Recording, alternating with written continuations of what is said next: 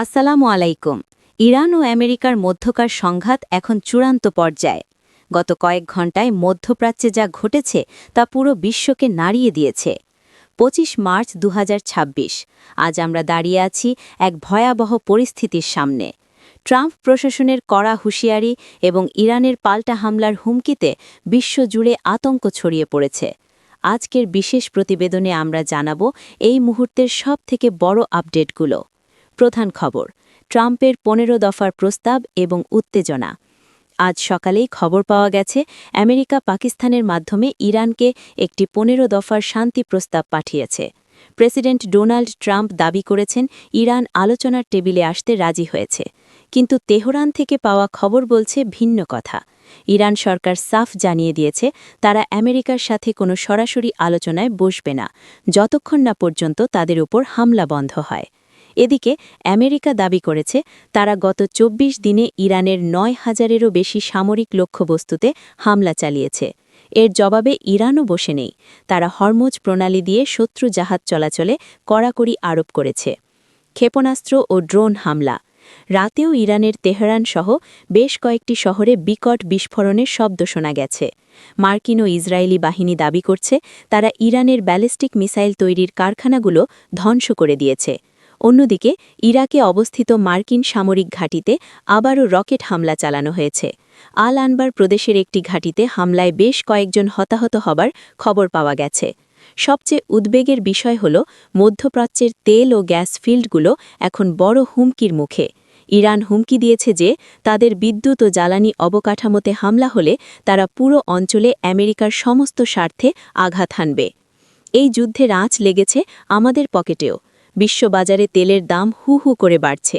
তেলের ব্যারেল প্রতি দাম $১০০ ছাড়িয়ে গেছে। যদি হরমুজ প্রণালী পুরোপুরি বন্ধ হয়ে যায় তবে বিশ্ব অর্থনীতিতে এক ভয়াবহ ধস নামতে পারে। সাধারণ মানুষের মনে এখন একটাই প্রশ্ন, এই যুদ্ধ কি থামবে নাকি তৃতীয় বিশ্বযুদ্ধের সূচনা করবে? মজার ব্যাপার হল আমেরিকার ভেতরেও এখন এই যুদ্ধ নিয়ে অসন্তোষ দানা বাঁধছে।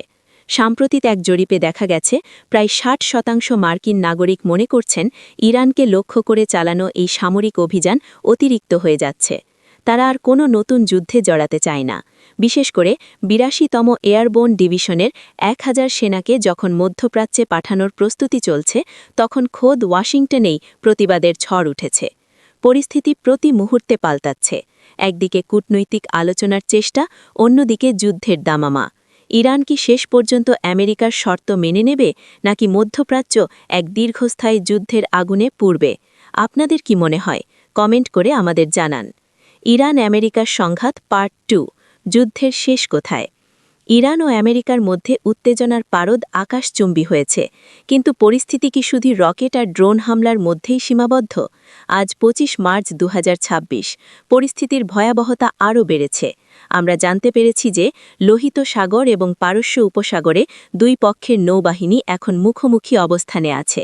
আজকের দ্বিতীয় পর্বে আমরা গভীরে গিয়ে দেখব এই যুদ্ধের পেছনের আসল খেলোয়াড় কারা এবং বিশ্ব কেন এখন তৃতীয় বিশ্বযুদ্ধের আশঙ্কায় কাঁপছে। যেমন সৈন্য সংখ্যা, আমেরিকা ১৩ লক্ষ সক্রিয়, ইরান ৬ লক্ষ সক্রিয় প্লাস পাহারাদার বাহিনী। বিমান শক্তি, আমেরিকা ১৩,০০০ প্লাস বিশ্বসেরা, ইরান ৫০০ প্লাস পুরনো কিন্তু কার্যকর। মিসাইল প্রযুক্তি, আমেরিকা হাইটেক প্রিসিশন, ইরান এশিয়ায় বৃহত্তম মিসাইল মজুদ। প্রক্সি বাহিনী, আমেরিকা ন্যাটো মিত্ররা, ইরান হিজবুল্লাহ, হুতি, পিএমএফ। কাগজ কলমে আমেরিকা অনেক শক্তিশালী মনে হলেও ইরান একটি অপ্রতিসম যুদ্ধ বা অ্যাসিমেট্রিক ওয়ারফেয়ারে অত্যন্ত পারদর্শী। ইরানের কাছে থাকা হাজার হাজার কামিকাজে ড্রোন এবং ব্যালিস্টিক মিসাইল আমেরিকার অত্যাধুনিক এয়ার ডিফেন্স সিস্টেমকে ফাঁকি দিতে সক্ষম। বিশেষ করে তাদের ফাত্তাহ হাইপারসনিক মিসাইল নিয়ে এখন মার্কিন পেন্টাগন চরম চিন্তিত। এই যুদ্ধের মোড় ঘুরিয়ে দিতে পারে রাশিয়া। ক্রেমলিন থেকে সরাসরি হুঁশিয়ারি দেওয়া হয়েছে যে ইরানের ওপর বড় কোনো স্থল অভিযান চালানো হলে রাশিয়া হাত গুটিয়ে বসে থাকবে না। গোয়েন্দা রিপোর্ট বলছে রাশিয়া ইতিমধ্যে ইরানকে তাদের S-400 প্রতিরক্ষা ব্যবস্থার লেটেস্ট ভার্সন সরবরাহ শুরু করেছে। এতে মার্কিন যুদ্ধ বিমানগুলোর জন্য ইরানের আকাশ সীমায় প্রবেশ করা প্রায় অসম্ভব হয়ে পড়বে। চীনও পিছিয়ে নেই। তারা দাবি করেছে যে তেলের সরবরাহ বিঘ্নিত হলে তারা সরাসরি বিশ্ব শান্তি বজায় রাখতে হস্তক্ষেপ করতে পারে। যুদ্ধ শুধু আকাশ বা মাটিতে নয়, চলছে ইন্টারনেটেও।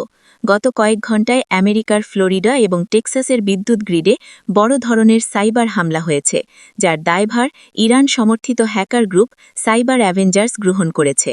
পাল্টা জবাবে আমেরিকা ইরানের পরমাণু কেন্দ্রের কন্ট্রোল সিস্টেমে ম্যালওয়্যার ঢোকানোর চেষ্টা করছে। এই ডিজিটাল যুদ্ধ সাধারণ মানুষের জীবনকে অচল করে দিচ্ছে। এটি এমন এক যুদ্ধ যেখানে কোনো গুলি না ছুঁড়েই একটি দেশকে অন্ধকারে ডুবিয়ে দেওয়া সম্ভব। যুদ্ধের বড় বড় খবরের নিচে চাপা পড়ে যাচ্ছে সাধারণ মানুষের কান্না। ইরানের সাধারণ নাগরিকরা এখন খাদ্য এবং ওষুধের তীব্র সংকটে ভুগছে। তেহরানের বাজারে রুটির দাম গত ৩ দিনে ৫ গুণ বেড়েছে। হাজার হাজার মানুষ তুরস্ক এবং ইরাক সীমান্তের দিকে ছুটছে আশ্রয়ের আশায়।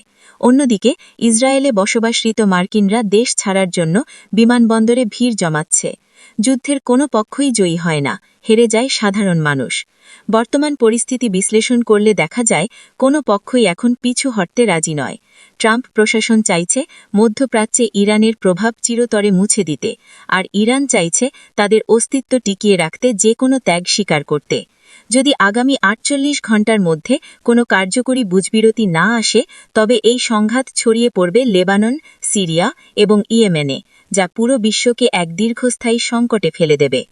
এই সংকটের প্রতিটি মুহূর্তের খবর আমরা আপনাদের কাছে পৌঁছে দিচ্ছি।